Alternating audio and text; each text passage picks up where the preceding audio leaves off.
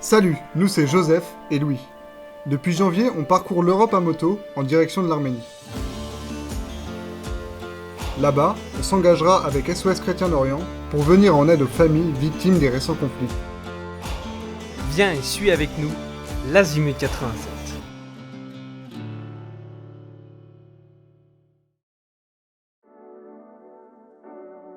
Ça y est, la neige nous a enfin quittés en Arménie. La nature reprend peu à peu ses droits et transforme les paysages et leurs couleurs.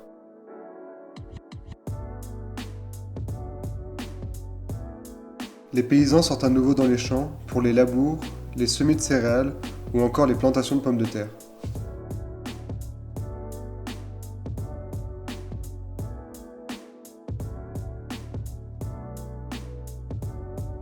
Le temps plus clément nous permet de continuer nos activités et de lancer de nouveaux projets. Aujourd'hui, on t'amène à Spitak. Spitak, ça a été l'épicentre du séisme en 1988 et tout a été démoli ici.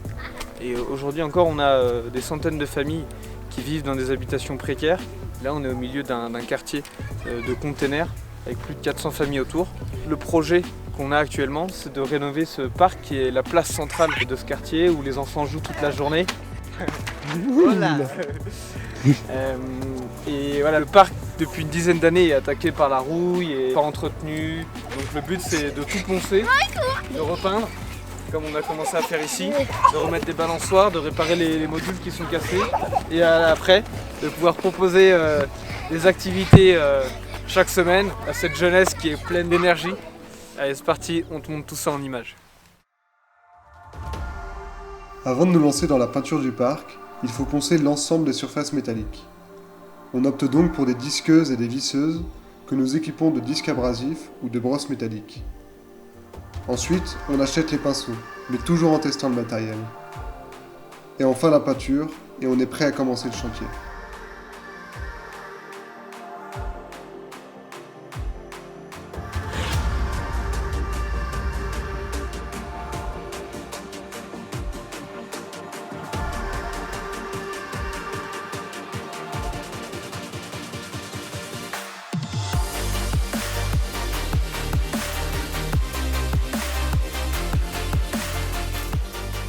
Dès les premiers jours, les enfants des alentours viennent à notre rencontre et se mettent au travail.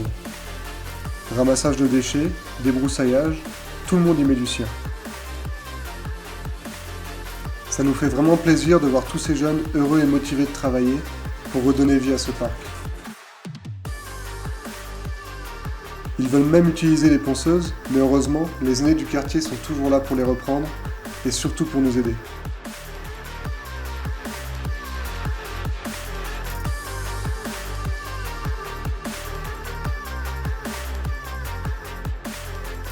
Le ponçage des éléments du parc est assez long et physique, alors on a bien mérité une petite pause déjeuner.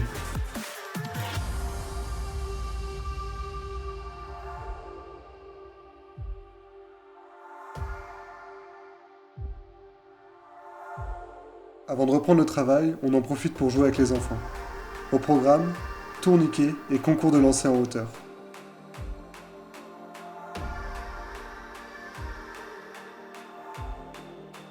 Mais on ne tarde pas à s'y remettre, car on a encore beaucoup de travail.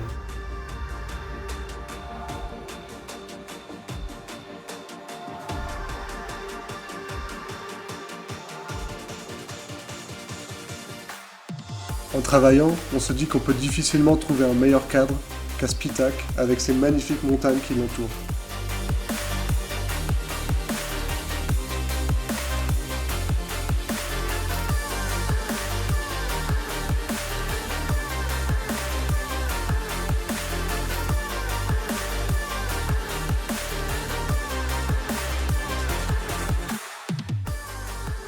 Le ponçage permet d'enlever toute trace de rouille et de remettre le métal à nu pour que la peinture adhère au mieux.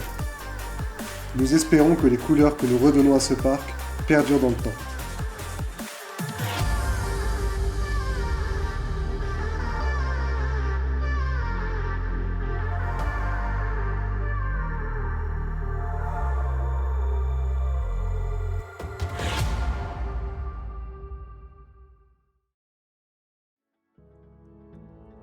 En plus du chantier du parc, nous continuons aussi les donations, notamment à Oftun. village reculé et vivant principalement de l'agriculture.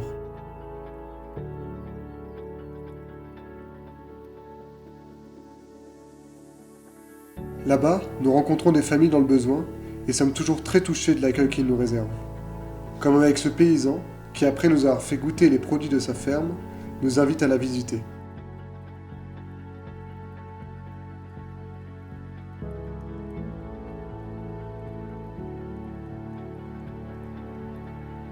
Son activité lui permet de subsister aux besoins de sa famille, mais leurs conditions de vie restent modestes.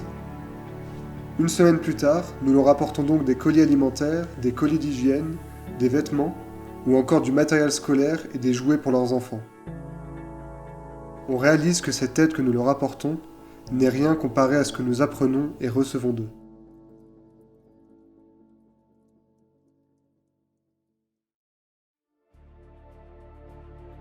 Notre mission en Arménie nous invite aussi à découvrir les richesses de ce beau pays. Le lac Sevan en est un bon exemple.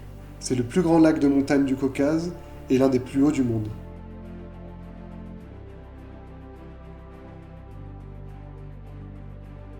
L'Arménie regorge de monastères, pour la plupart millénaires.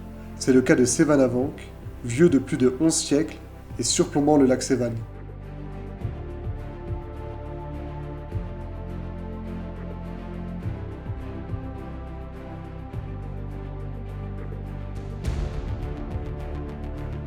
Surnommé Perle bleue par les Arméniens, le lac Sevan est impressionnant par sa superficie de presque 1400 km², c'est plus du double du lac Léman, et par la variété des paysages et de la nature qui l'entourent.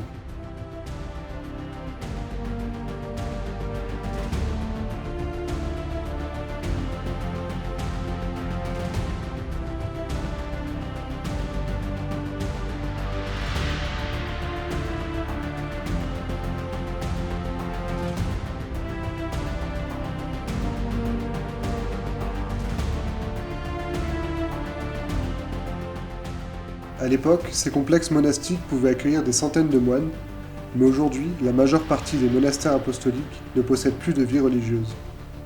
Cependant, il reste des lieux importants de pèlerinage pour un grand nombre d'Arméniens.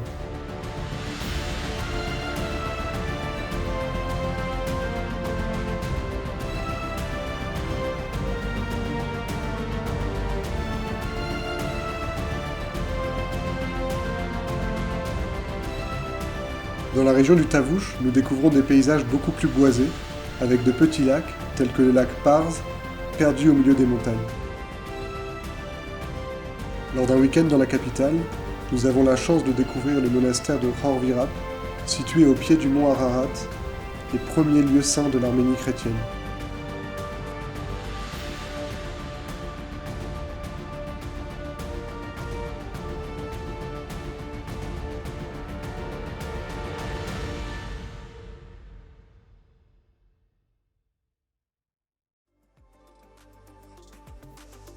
Semaine après semaine, le chantier au parc avance bien, et nos petits ouvriers sont toujours là pour nous aider.